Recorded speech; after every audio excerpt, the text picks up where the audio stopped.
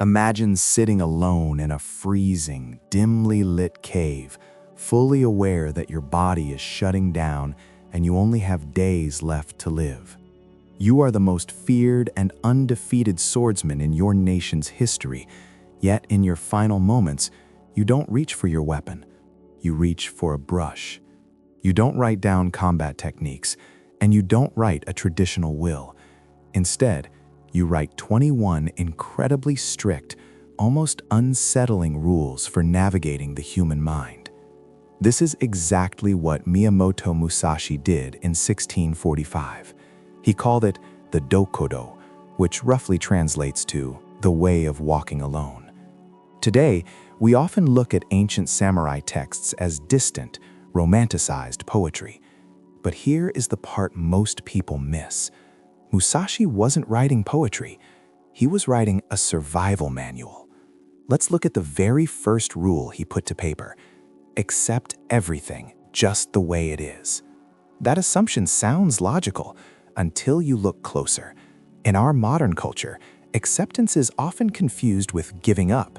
We are told to fight our circumstances, to hustle harder, to forcefully bend reality to our will. But fighting reality is an unwinnable war. Think about a moment when your flight is suddenly canceled, or a major project you worked on for months completely falls apart. The immediate human reaction is resistance. We get angry, we argue with the gate agent, we complain to our friends. We suffer because a wide gap has opened between what we expected to happen and what is actually happening. Musashi's version of acceptance is not passive surrender. It is aggressive mental clarity.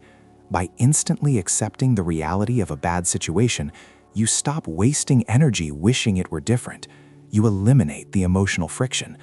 Only when you see the board exactly as it is, without the heavy cloud of frustration, can you calmly make your next move. And this is why the common advice to just stay positive sounds right, but can actually be dangerous. Toxic positivity asks you to deny a bad reality.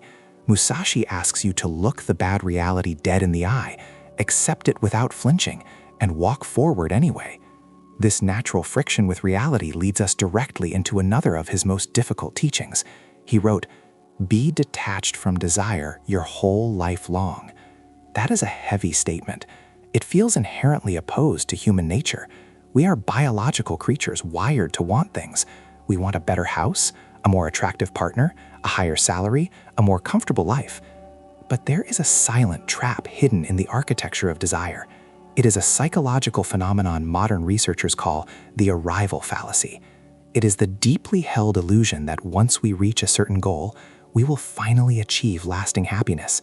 You get the promotion. For a week, you feel incredible. Then, the feeling fades, your baseline resets, and you start looking at the next promotion. You are back on the treadmill, chasing a ghost. Musashi recognized this centuries before modern psychology gave it a name. He wasn't telling us to live in a barren room and stare at a blank wall. He was warning us not to outsource our baseline contentment to external objects that we do not control. This is where the risk quietly increases for most of us. When your emotional stability is tied to getting what you want, you are completely at the mercy of the outside world. If the economy crashes, or you lose your job, or someone unexpectedly rejects you, your entire foundation shatters. Detachment, in the way Musashi practiced it, is about enjoying the meal without weeping when the plate is empty.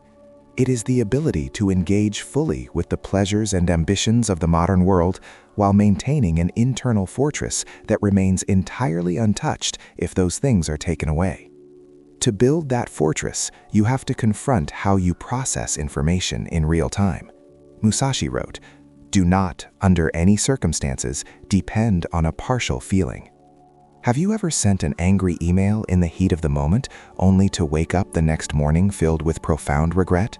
Or perhaps you completely abandoned a new habit or a creative project just because you felt unmotivated on a random Tuesday afternoon.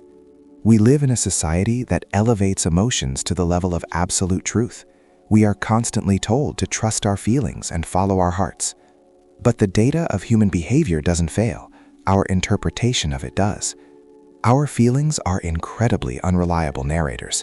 They are heavily influenced by a poor night's sleep, a drop in blood sugar, a careless comment from a coworker, or just bad weather. That is a terrifying foundation on which to build your life. Musashi understood that emotions are just passing weather systems. They are real, and you will feel them, but they are not the compass.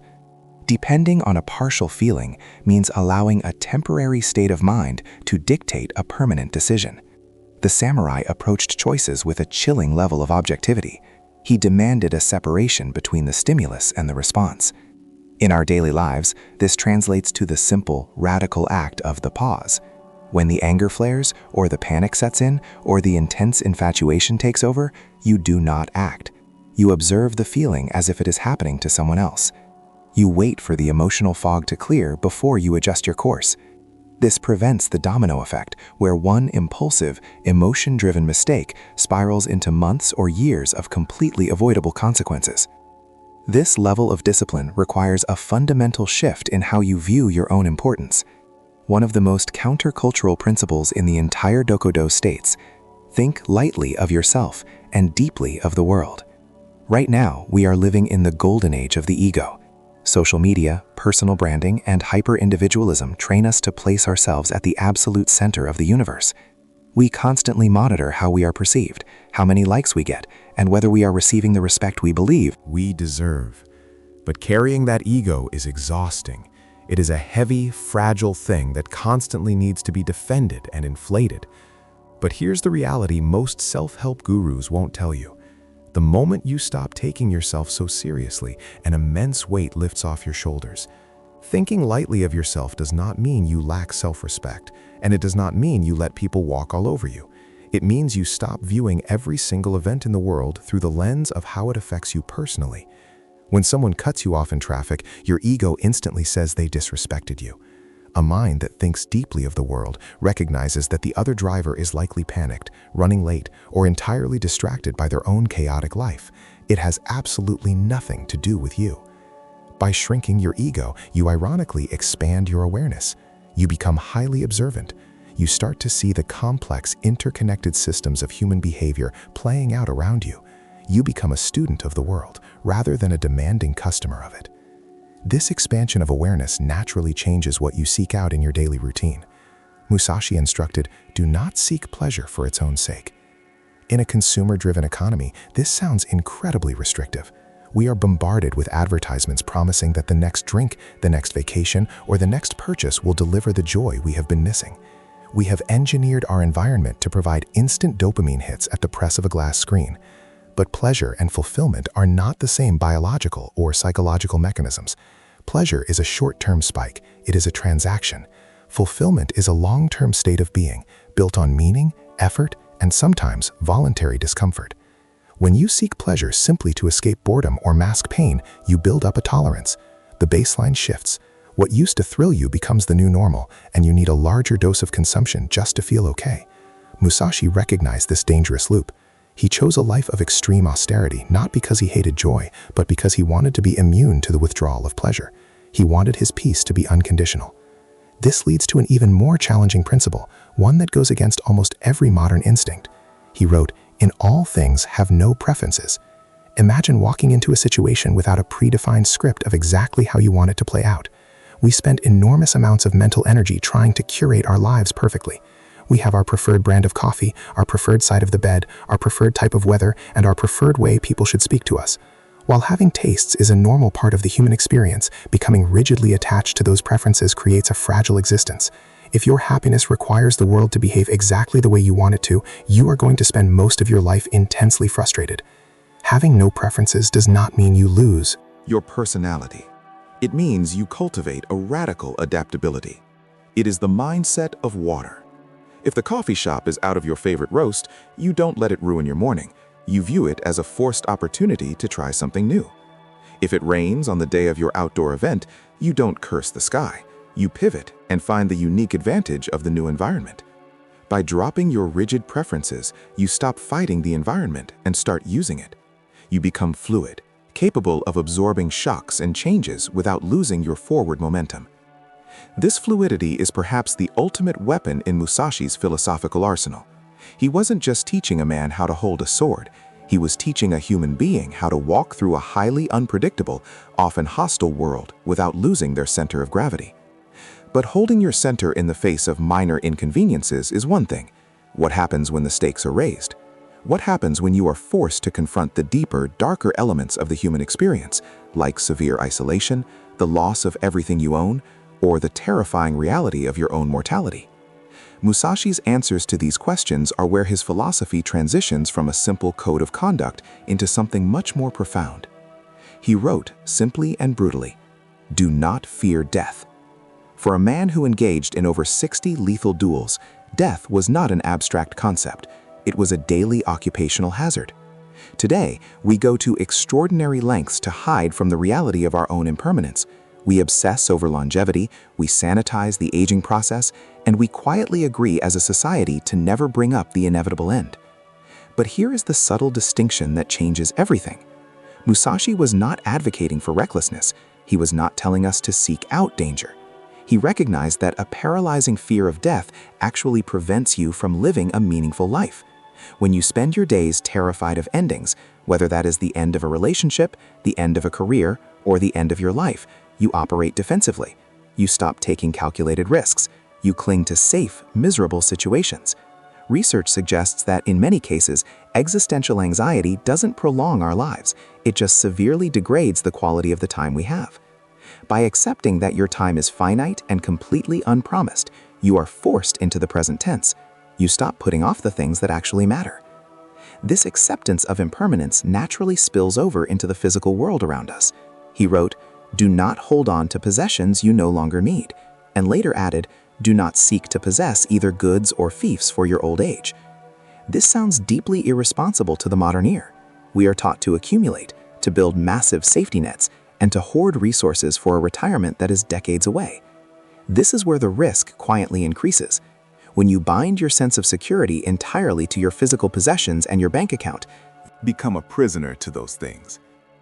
Imagine your life as a vessel navigating a turbulent river. Every item you own, every subscription, every piece of unworn clothing in your closet, and every status symbol you finance is a heavy stone placed in that vessel. The more you accumulate, the heavier the ship becomes, and the less maneuverable you are when the rapids hit. The domino effect of overaccumulation is subtle but devastating. Buying things you don't need leads to financial stress. Financial stress leads to staying in toxic environments. Staying in toxic environments leads to physical and emotional burnout. You end up trading the best years of your life to maintain a collection of objects that were supposed to make you feel free. Musashi practiced radical minimalism not as a design aesthetic, but as a tactical advantage. A light footprint means you can pivot when life demands it. But physical baggage is rarely as heavy as emotional baggage. This brings us to a trio of principles that govern how we interact with other people.